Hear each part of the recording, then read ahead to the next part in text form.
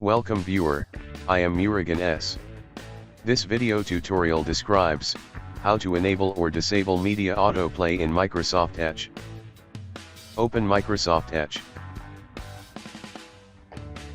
Click three dots on the top right corner. Click Settings.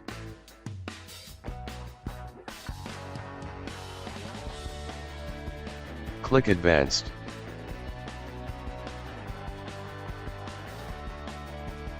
You can change allow, limit or block under media autoplay.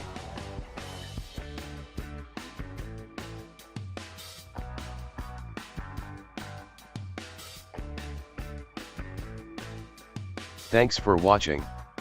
I hope this video tutorial helps to solve the problem. Please like, share and don't forget to subscribe my channel. See you next video.